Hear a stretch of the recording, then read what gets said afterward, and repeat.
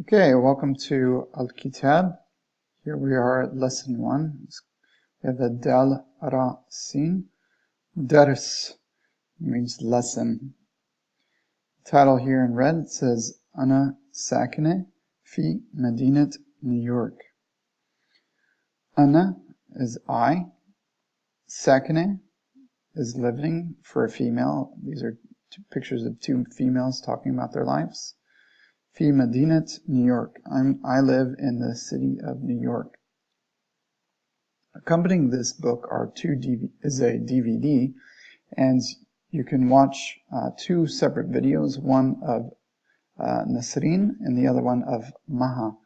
Maha is an Egyptian, and Nasreen is a Levantine speaker. This book is color-coded for the two dialects, the purple being the Levantine, and the green being for Egyptian.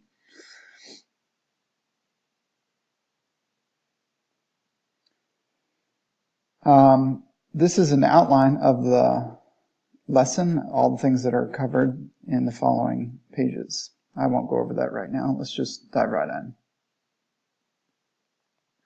So these are titles, and it gives you its translation. I'll go through how to say these words. Al-Mufradat, vocabulary. Al-Fusha, this is formal written Arabic, also known as MSA. Fusha. Al-Qawa'id is grammar. Strangely enough, this root is related to Al-Qaeda, the Al-Qaeda group. Literally it means bases. So the singular of base is Al-Qaeda, and the plural is Al-Qawa'id, which means grammar. Next one is Jumla. That means sentence. Jumla. So you'd have a sukoon over the meme. And last one, Thaqafa, culture. So as in Alif Bab, vocabulary in this book will be presented in three varieties: Al-Fusha, Al-Shami, and Al-Misri. So we have light blue for MSA, Shami, purple for Levantine, and green for Egyptian. And so we have these three columns here. Black is for words that are shared among all varieties. So literature is black, and that means it's the same in Shami and Misri. It's pronounced Al-Adab. Al-Adab. Really interesting. Wallahi. Wallah. Apparently it's not said as often in Egypt, but it's boy, and I'm not sure that's actually true, but in the Levant it is used everywhere, all the time. Wallah. Really? And when you start a sentence, it can also be translated by God. Wallahi, I swear. They like to swear by God a lot when they start a sentence. Al-Umam al-Muttahida, Al-Umam al-Muttahida, the nations, the United Nations. Ayya means which. Jinsiyya, nationality. Adrus, the resolution on my book for some reason is not clear in its digital format, but there should be a dammeh here. So Adrus, I study. Shami Bidrus, and Misri Badris. Now, I would not put a lot of stock into the minor changes here. First of all, we need to talk about what is Shami. Okay, literally Shami means Damascus. The name for Damascus in Arabic is called Sham.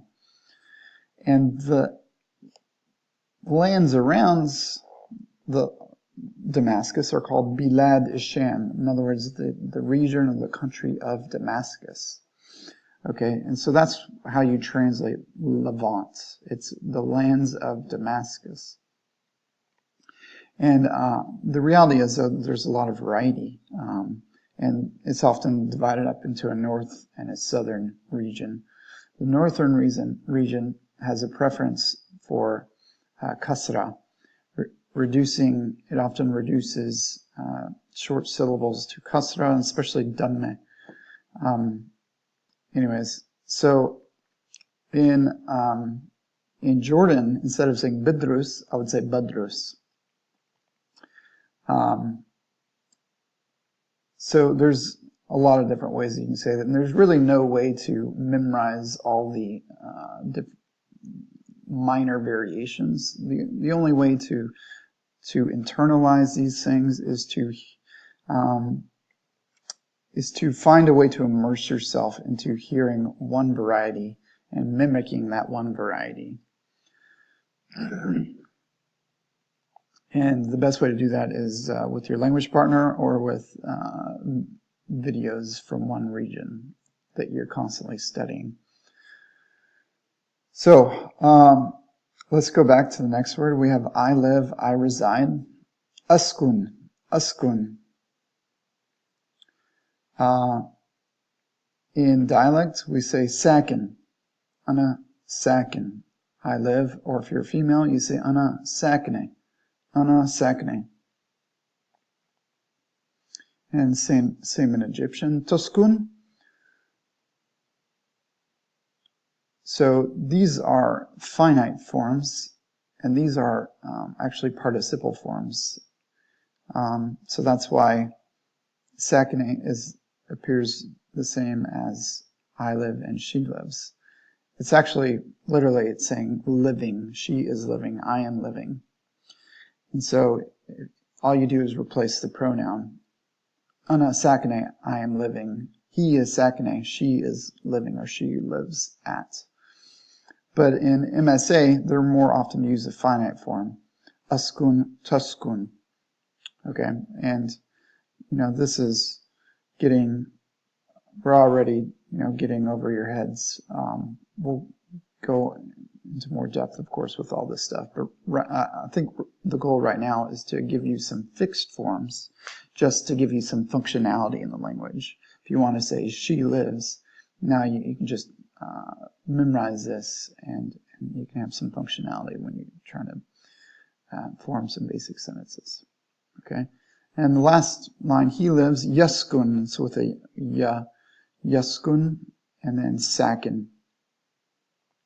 So if you're saying he, of course it's got to be masculine. If you're saying she, then it has to be feminine. Participle is what it's called.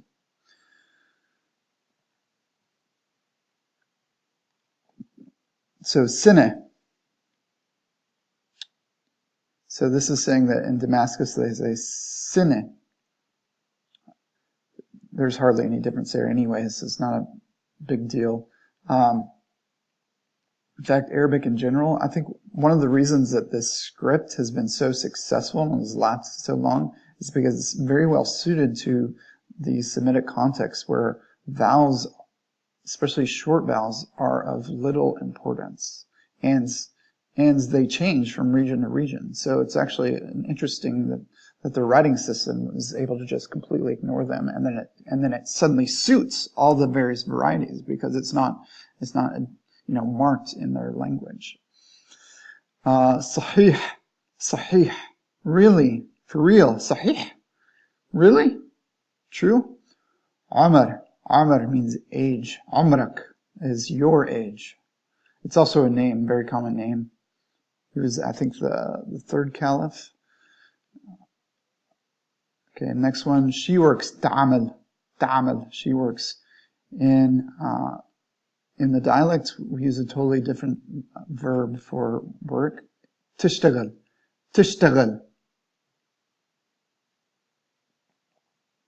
Ya'mal. He works. Ya'mal. Bishtagal. Tishtagal is feminine. Bishtagal. He works is masculine. So, next word is address. In Fasha, unwan, and in dialect, anwan.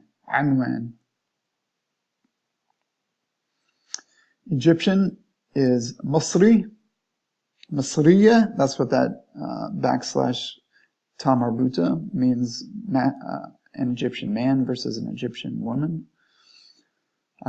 It's pronounced the same. I don't know why it's not black. Masri, Yeah, it doesn't matter. Okay, this is really important though. To ask who did something. In Fusha we say men, but in dialect we say mean, and it's the same in Egyptian, mean. In fact, I remember many times knocking on a door, and you'd only hear one word from the other side of the door. It'd be mean. Who are you? Mean. Area, region. Mantaqa. They claim there's a slight difference. Mantaqa. Mantaqa. There's hardly any difference there. Doesn't matter, honestly, which way you say it. The same. Nafs. So nafs plus the definite article. So like the same person. Now, let's do something else. The same book. Nafs al-Kitab. The same woman. Nafs al-Mar'a.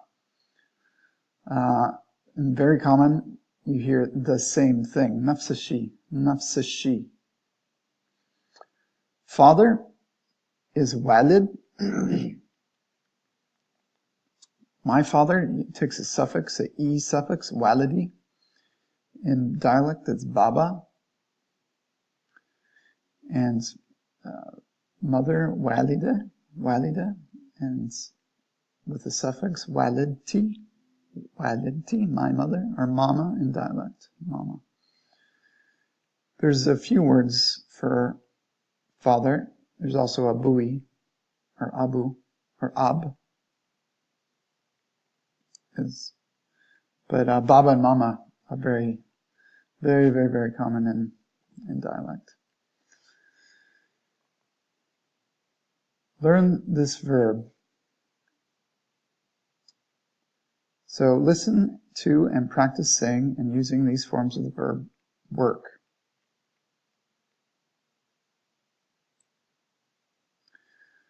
Notice that both Egyptian and Levantine varieties have the be prefix. This prefix is used in these dialects on main verbs, and we will discuss it in more detail in lessons 4 and 9.